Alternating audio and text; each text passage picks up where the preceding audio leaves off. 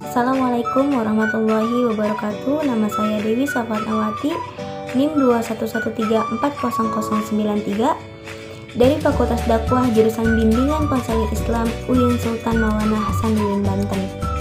Tujuan saya membuat video ini untuk menjawab soal ujian akhir semester mata kuliah pengantar psikologi dari dosen pengampu Ibu Dr. Randra Eni Nuraini MSI.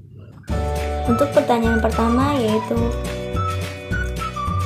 emosi adalah kumpulan perasaan terhadap sesuatu yang dipengaruhi subjektivitas kita, respon tubuh kita, dan respon perilaku kita. Bisa dikatakan juga suatu perasaan atau gejolak jiwa yang muncul di dalam diri seseorang sebagai akibat dari adanya rangsangan, baik dari dalam diri maupun dari luar. Perasaan emosi juga bisa berupa emosi positif dan bisa berupa emosi negatif. Bentuk emosi dasar tergolong menjadi kebahagiaan, kesedihan, ketakutan, marah, kaget, atau terkejut. Jenis emosi ini yang mempengaruhi seseorang dalam berperilaku. Dan cara memanage atau mengontrol emosi menurut analisis saya yaitu yang pertama, usahakan bertujuan untuk mengendalikan emosi, bukan meredam emosi. Yang kedua, mengidentifikasikan apa yang dirasakan yang menjadi alasan pemicu emosi. Yang ketiga, menarik napas dalam sambil merelaikan pikiran. Yang keempat, bertindak positif untuk mengelola emosi. Yang kelima, ubah respon kita tentang emosi. Pertanyaan kedua, motivasi adalah suatu alasan atau dorongan yang dijadikan sebagai dasar dari semangat seseorang guna mengerjakan sesuatu agar dapat mencapai tujuan atau moto hidup tertentu. Motivasi ini dapat berasal dari dalam diri sendiri maupun dari orang lain. Dengan adanya motivasi, seseorang bisa dengan semangat atau antusias dalam mengerjakan sesuatu, baik hal yang positif maupun hal negatif. Pengaruh motivasi terhadap perilaku seseorang yaitu merupakan suatu tenaga yang terdapat dalam diri manusia yang menimbulkan, mengarahkan tingkah laku atau perilaku.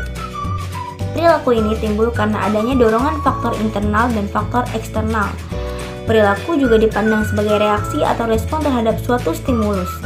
Menurut konsep Woodward, ada 3 karakteristik penyebab timbulnya perilaku. Yang pertama, intensitas, menyangkut lemah dan kuatnya dorongan sehingga menyebabkan individu berperilaku tertentu. Yang kedua, pemberi arah, yaitu pengarahan individu dalam menghindari atau melakukan suatu perilaku. Yang ketiga, persistensi atau kecenderungan untuk mengulang perilaku secara terus-menerus. Pertanyaan ketiga, karena ilmu psikologi merupakan ilmu yang mendukung dalam bimbingan dan konseling, kedua ilmu ini saling berkaitan, maka psikologi dalam bimbingan dan konseling sangat penting bagi konselor agar nantinya bisa lebih tepat sasaran untuk menentukan perubahan perilaku yang diinginkan untuk tujuan penyelesaian masalah dan juga metode pembelajaran. Pentingnya psikologi dalam bimbingan dan konseling juga untuk memungkinkan perwujudan interaksi dengan konseli secara lebih bijak, penuh dengan empati dan juga menjadi sosok yang jauh lebih menyenangkan untuk para konseli. Selanjutnya, pertanyaan keempat. Menurut Hippocrates, jenis-jenis kepribadian ada 4, yaitu koleris. Manusia dengan kepribadian koleris memiliki kemampuan membuat keputusan dengan baik.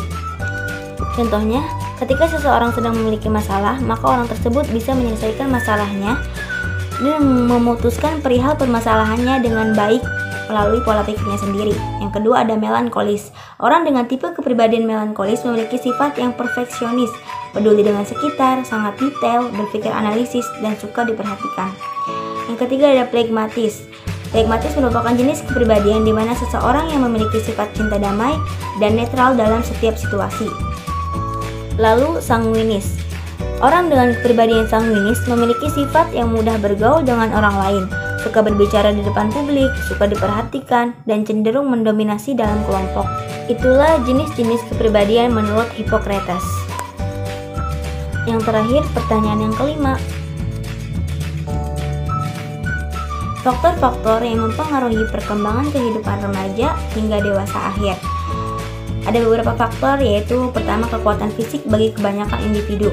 Puncak kekuatan fisik dicapai pada usia pertengahan 20-an dan mengalami penurunan lambat laun hingga awal usia 40-an. Lalu kemampuan motorik puncak. Kemampuan motorik dewasa antara usia 20-an dan 30-an, namun mengalami kecepatan maksimal antara usia 20 dan 25. Dan setelah itu kemampuan ini mengalami penurunan sedikit demi sedikit. Lalu ada kemampuan mental.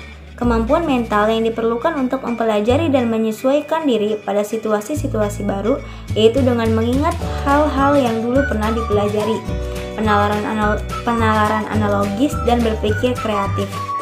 Yang keempat, motivasi remaja yang telah mencapai usia dewasa, berkeinginan kuat untuk dianggap sebagai orang dewasa yang mandiri oleh kelompok sosialnya, sehingga hal ini menjadi motivasi untuk mereka dalam membangun identitas diri. Faktor yang terakhir yaitu remaja yang berinteraksi dengan orang dewasa dan menjalankan tugas-tugas perkembangannya, maka mereka akan memiliki contoh perilaku yang sesuai dengan norma masyarakat yang dewasa. Terima kasih. Assalamualaikum warahmatullahi wabarakatuh.